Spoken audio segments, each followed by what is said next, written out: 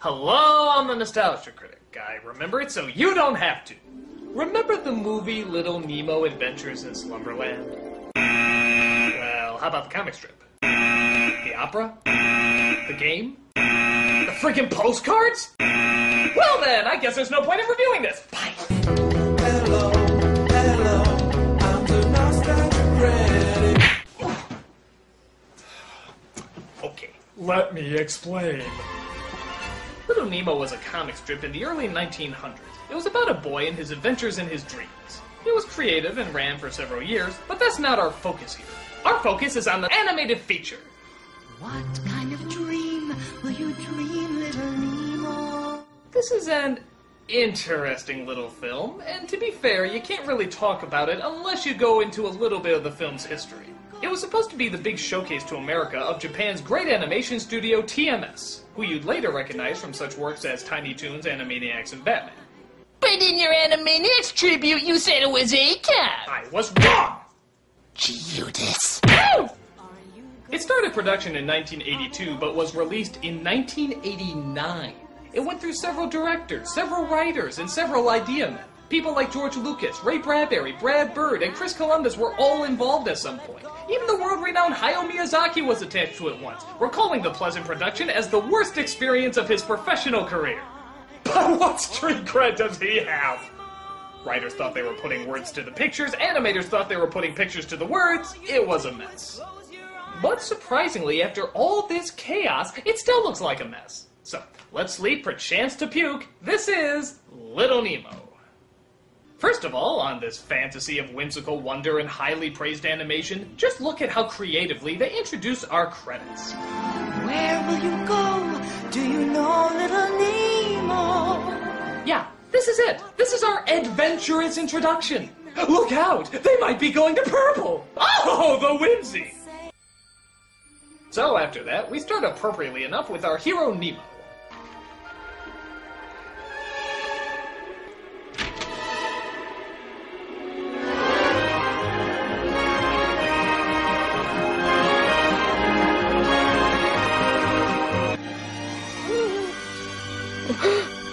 I'm really flying! It can't be. Janet? I don't know, you haven't established anything yet! Yippee! So he's flying all magical and whatnot, but then the dream takes a sudden dark turn.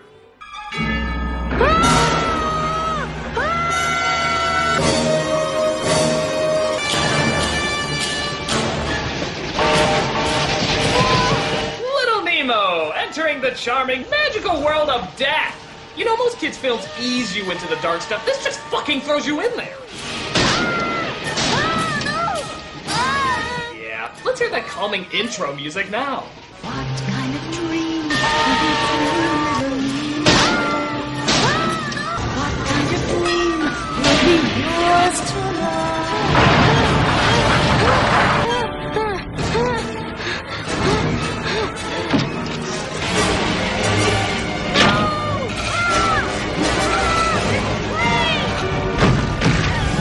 Now I'm playing with power!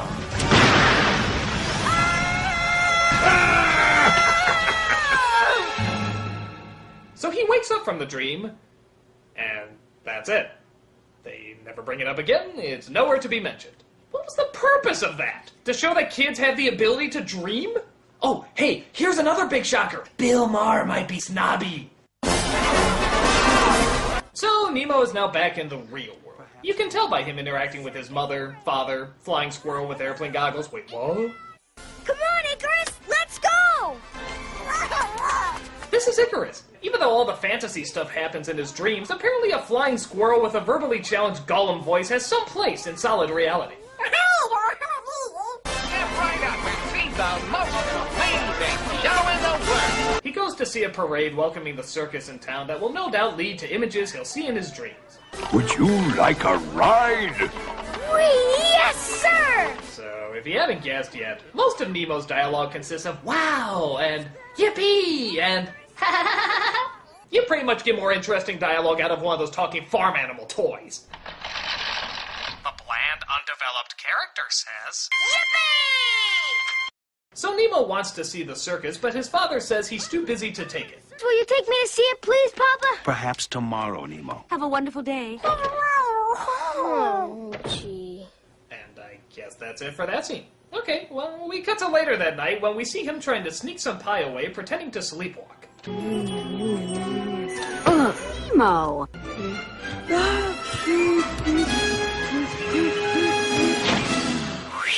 That was close.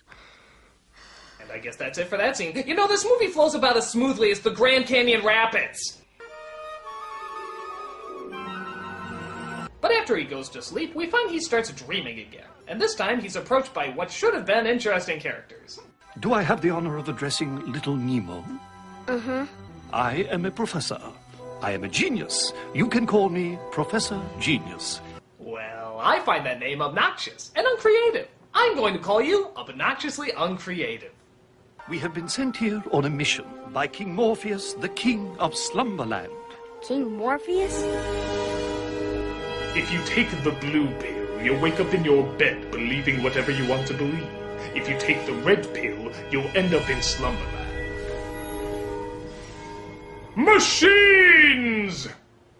So the king wants Nemo to be the official playmate of his daughter Camille, but Nemo has some reservations. Wait a minute. This princess is a girl? You sure you want to continue with him being the protagonist, movie? You still have time to switch. I'd much rather see what the father's doing at work. But Nemo agrees and leaves probably the most detailed note explaining what's going on since the suicide markings from It. Yeah, that'll explain everything. They get him on a blimp heading for Slumberland, and this results in the most expressive and uniquely creative of verbal responses. Wow-wee! You see, he could have just gone for wow, but instead he went for wow-wee. Oh, stand back. A little bit more wonderment and we might get an entire zippity-doo-dah out of him. How about taking the helm, Nemo? Me? No, you don't want to do that.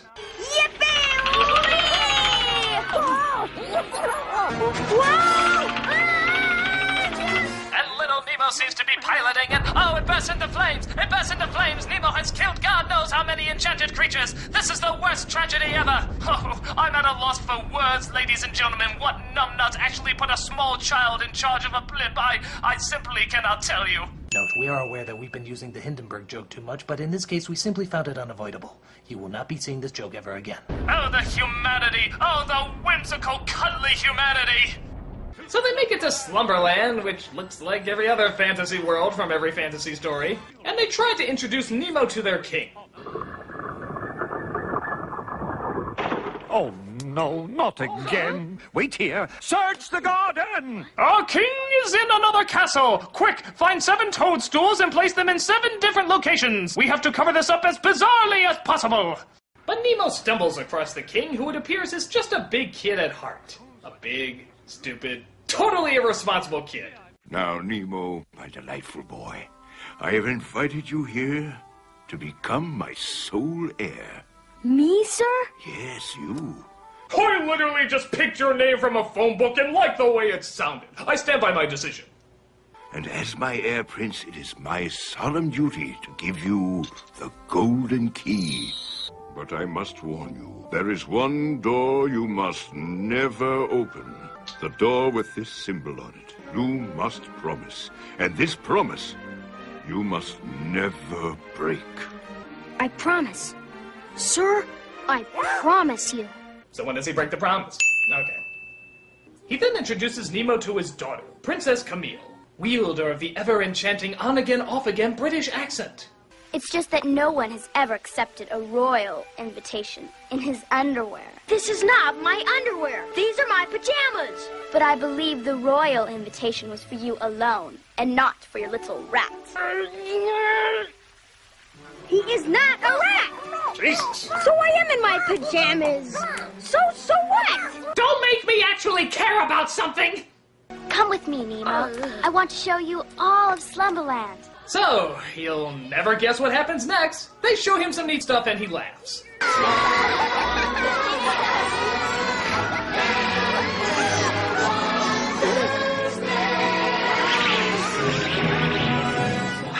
This This whole movie is like watching someone else's kid at Chuck E. Cheese. You're happy they're having fun at first, but soon you get bored by it. And when you realize you're stuck there for another hour and a half, you begin to hate that little kid, and his birthday, and Chuck E. Cheese, and the idea of celebrating birthdays all together. I hope you're happy, movie. You got me to hate birthdays! He finally comes across a character that's as bored as we are, called Flip, played by Mickey Rooney. The Care Bears. Ooh, stop cutting to that. He's considered a mischievous character because he's committed the terrible crime of wanting to get the plot going. He starts some trouble getting some cops angry at each other, which in turn gets them angry at him. Catch him! I know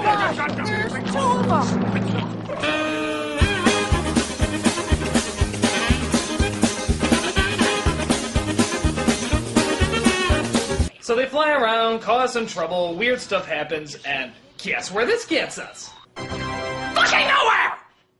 But like I said, Flip's job is to do, well, something. Even if it doesn't make a whole lick of sense. And after hiding underground from the cops, they come across the door the king told him not to open. This looks like the door that the king warned me about. What do you mean? He gave me this key. He told me not to open the door with that symbol on it. Let's open it. Well, I guess just a little peek won't hurt. Attaboy. You know, kid, at least Adam had the excuse that a really hot chick told him to do it. All that persuaded you is a Teenage Mutant Ninja minstrel show! Do any of your brain cells work in a dream?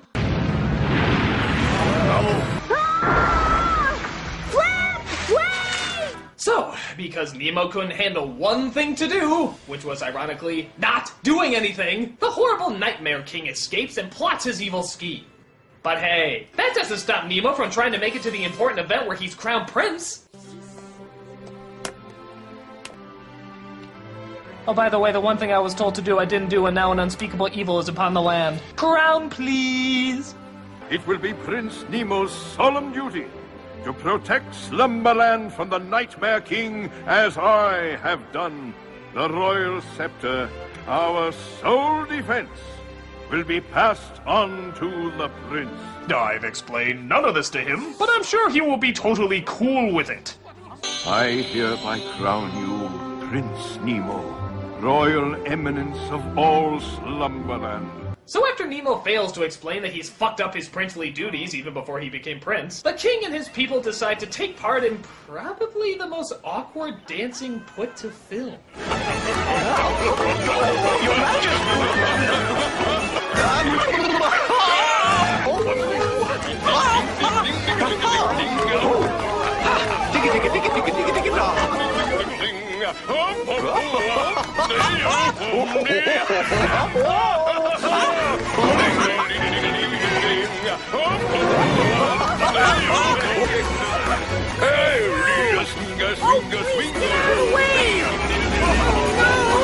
But the Nightmare King breaks up the party and steals the king away. Thus, everybody wonders who's to blame. Nemo did it!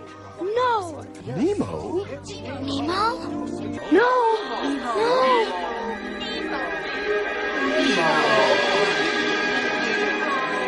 No!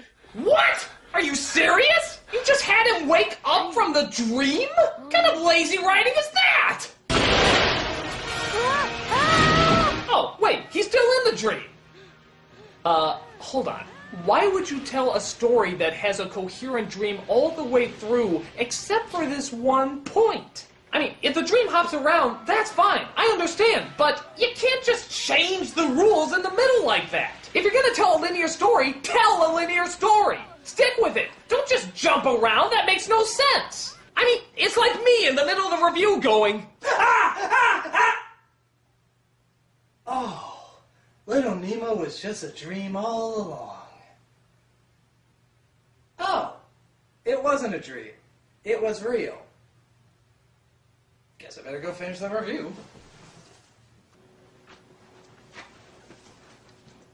wasn't that pointless?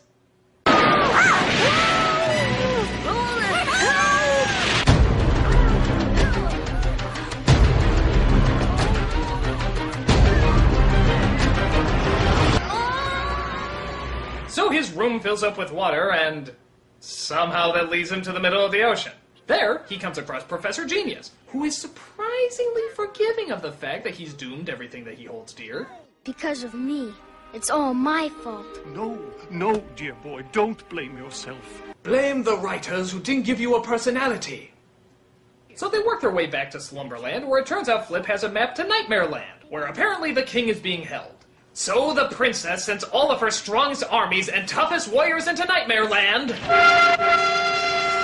Or just a tugboat that works too. And they try to see if they can locate the king.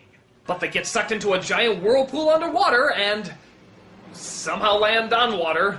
As it seems they reach their destination of Nightmare Land, where nothing but monsters roam. Boy, little fingers. Ah, goblins, you idiot. Let's continue to just point and look at her. Let go of my dress! Continue looking. Help her! Help her! They get her free, but then come across a group of goblins, who apparently can master shapeshifting and using 1980s cartoon sound effects. You're goblins! Want to hear the most annoying sound in the world?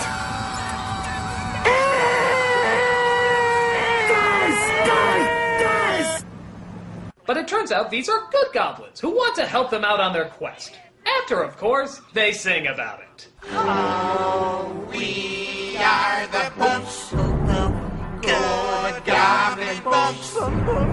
We are escaping from Nightmare Land. Interesting trivia here. Apparently this sequence was originally supposed to be used in Jim Henson's Labyrinth, but it was quickly dropped when they suddenly decided it was too stupid to even think up. Thank you, old boy, we're going back to work. But the Nightmare King sends a bunch of flying creatures out to get them. Yeah, tell me if this looks familiar. Hey, let go of me when you guys... Soothe them, my pretties! Soothe their asses! The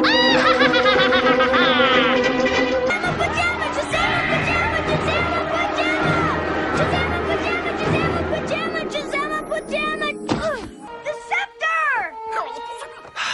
Really? You're doing the bad thing again? How many times can you rely on this plot hole? This is ridiculous! Oh, let me guess. Wow! Wow! Tool! Well, this time the goblins are here to help him. How'd they get there? It's a dream, derpy derp! And they continue to move forward. Off to Nightmare Castle we go! Alright! To incomprehensibility and beyond!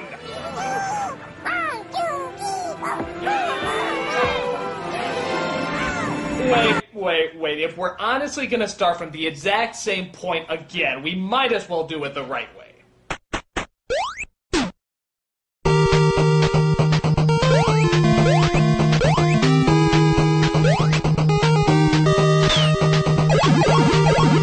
So they come across a sky giant. It's so beautiful. And, ironically enough, he's asleep so he can go through it. It just seems to have a little yeast infection. So they finally make it to the lair of the Nightmare King and see if they can find Morpheus. Be prepared. We finally see the Nightmare King in all his glory, who actually does look pretty badass, despite the fact that he's a mix between the monster from Bull Mountain and a jackalope. Give me the scepter, Nemo, and I'll let you go. I have to admit, though, that voice doesn't match. Something that size should be legitimately big and booming. This guy sounds like Tim Curry doing evil baby talk. Come now, for your own sake. Give me the scepter so you can hurry home to your mommy. I'm a precious little demonic killer. Yes, I am. But Nemo uses the scepter and finally remembers the magic words the king said.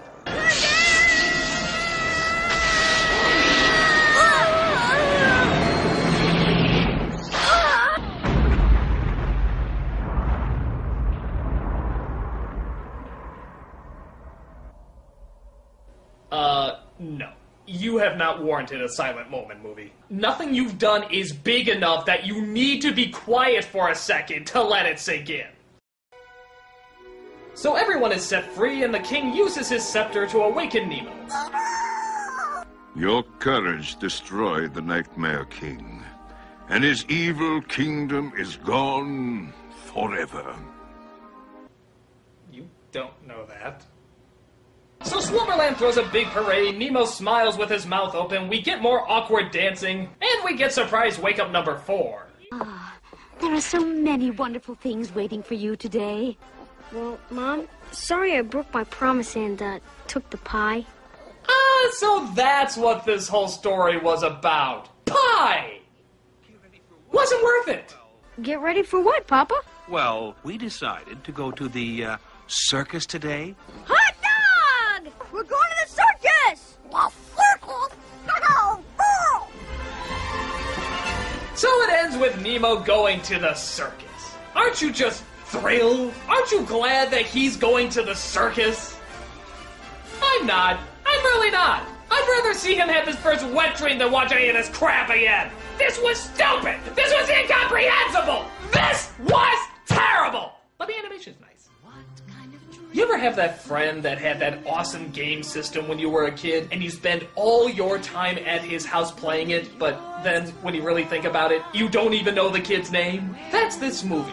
The animation's really incredible and allows for some really creative visuals. But everything else is just so bland and forgettable. The characters are as interesting as toast, the story's a mess, and a lot of time the colors are very stale and dark, now allowing for a lot to look at. It had a lot of behind-the-scenes problems, and it really shows. While it can be creative and, like I said, have great animation, it is nevertheless way, way, way too flawed. I hate that the film took so long to make and that there were so many problems, because that just makes the final product all the more tragic when it doesn't work. And that's all I gotta say about that. Congratulations, Nostalgia Critic! You have gone this whole entire review without making one Finding Nemo joke! Congratulations! Oh my god! I've never felt so I'm the Nostalgia Critic. I remember so you don't have to. I can't believe it. Wait, doesn't this count? What kind of dream will you dream, little Nemo? What kind of dream will be yours tonight? Where will you go? Do you know, little Nemo? What will you do on your